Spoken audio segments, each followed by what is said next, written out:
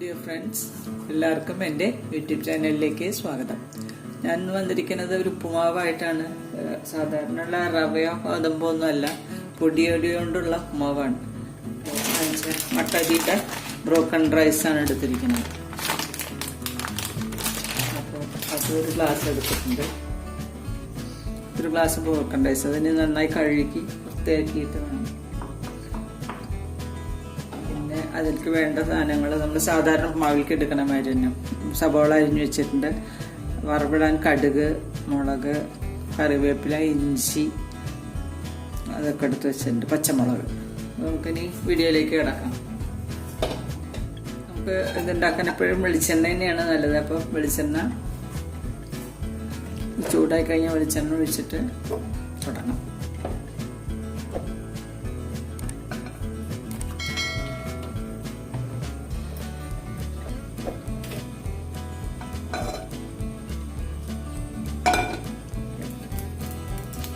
കടുക് ഇടണം, കുറച്ച് കടുക്.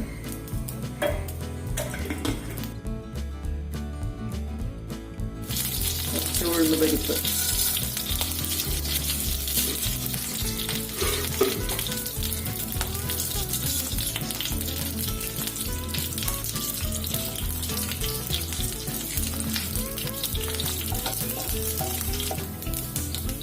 രണ്ട് ചുവന്ന മുളക്,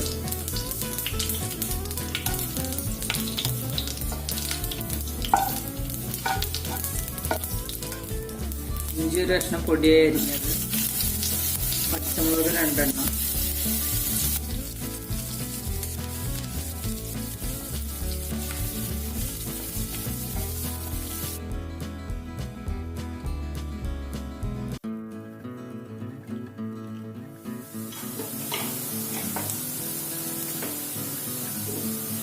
കുറച്ച് നെയ്യിടുക, 1/4 ടീസ്പൂൺ നെയ്യ്.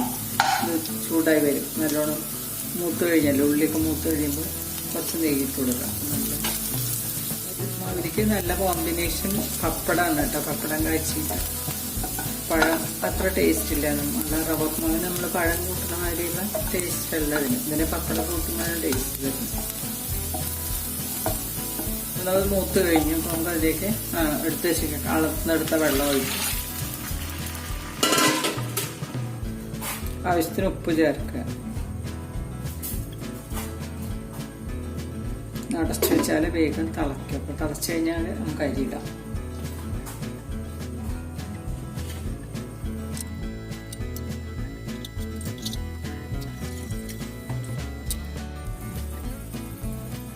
നമ്മളുടെ വെള്ളം നല്ല തിളച്ചു. നമുക്ക് അതിലേക്ക് കഴുകി വെച്ചിരിക്കുന്ന അരി അതിലേക്ക് ഇട്ട് കൊടുക്കാം. അതിൽ നല്ല വൃത്തി നല്ല ചൂടുവെള്ളത്തിലും ഒക്കെ കഴുകിയിട്ടുള്ളതാണ്.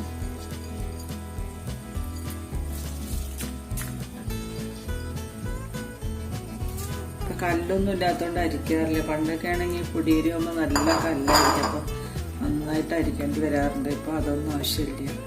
നമ്മൾ ഡയറക്റ്റ് ഇതിലേക്ക് നല്ല കഴുകിയിട്ട് ഇട്ട് കൊടുത്താൽ. അപ്പോൾ നമുക്ക് ഇത് വീണ്ടും അടച്ചു വയ്ക്കാം ഒന്നും കൂടി. ഒക്കെ തീ നല്ല മാക്സിമത്തിൽ വെച്ചിട്ട് തന്നെയാണ് കേട്ടോ ചെയ്യുന്നത്. അപ്പോൾ വേഗം ആവുള്ളൂ. വെന്ത് കഴിയുമ്പോൾ ഇടയ്ക്കിടയ്ക്ക് ഒന്ന് ഇളക്കി കൊടുക്കണം. തുറന്നിട്ട് നല്ല തിളച്ച് വേവും. ഇനിയിപ്പോൾ ഇങ്ങനെ നമ്മൾ വെക്കുമ്പോൾ നമുക്ക് വെള്ളം പോരാൻ തോന്നുകയാണെങ്കിൽ അപ്പോൾ കുറച്ച് ഒഴിച്ചു കൊടുത്താലും കുഴപ്പമൊന്നുമില്ല. അപ്പോൾ നമുക്കിനി തീയൊന്ന് ചെറുതാക്കി വെക്കാൻ. വെള്ളമൊക്കെ വറ്റി തുടങ്ങിയിട്ടുണ്ട്.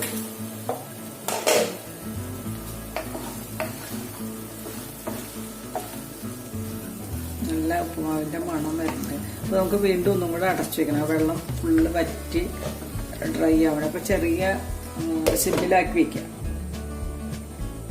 സിമ്മിലാക്കി വെച്ച് ഒന്നും കൂടെ വറ്റട്ടെ.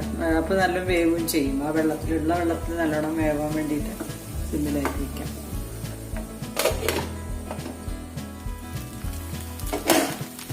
നമ്മളുടെ മാവ് റെഡി ആയിക്കൊണ്ടിരിക്കുന്നത്. കുറച്ചും കൂടി വെള്ളത്തിൻ്റെ അംശം ഉണ്ടാവും. ഇതൊന്ന് വറ്റിയാൽ നമുക്ക് ഓഫാക്കാം.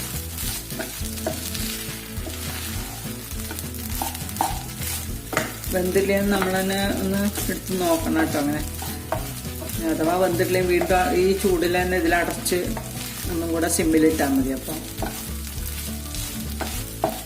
കറക്റ്റ് വേവായിക്കോളും. ഇപ്പോൾ നമ്മളുടെ ഉപ്മാവ് ഇവിടെ ആയിക്കഴിഞ്ഞു, റെഡി ആയിക്കഴിഞ്ഞു.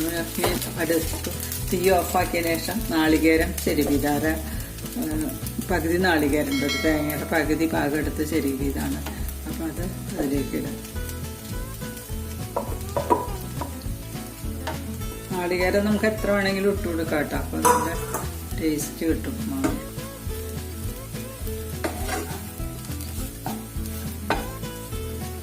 അപ്പോൾ ഒന്നും കൂടെ ഡ്രൈ ആവും, ആ ഇതും കൂടെ വെള്ളം ഇതിലേക്ക് വലിയുമ്പോൾ.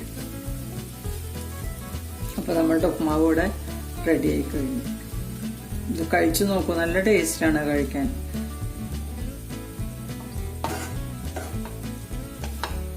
പണ്ടൊക്കെ മിക്കവാറും ഉണ്ടാക്കിയിരുന്ന സാധനമാണ്.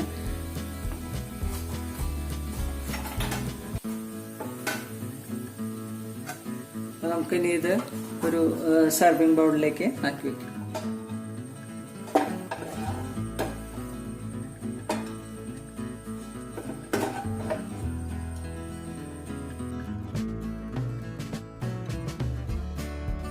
അപ്പോൾ നമ്മളുടെ അരി ഉപ്മാവ് റെഡി ആയി കഴിഞ്ഞു. ഇഷ്ടപ്പെട്ടു എന്ന് കരുതുന്ന വീഡിയോ ഇഷ്ടപ്പെട്ടാൽ ഷെയർ ചെയ്യാനും ലൈക്ക് ചെയ്യാനൊന്നും മറക്കരുത്. ആദ്യമായിട്ട് കാണുന്നവർ ഒന്ന് സബ്സ്ക്രൈബ് ചെയ്യുകയും ചെയ്യണേ. അപ്പോൾ അടുത്ത വീഡിയോ കാണും വരേക്കും ബൈ.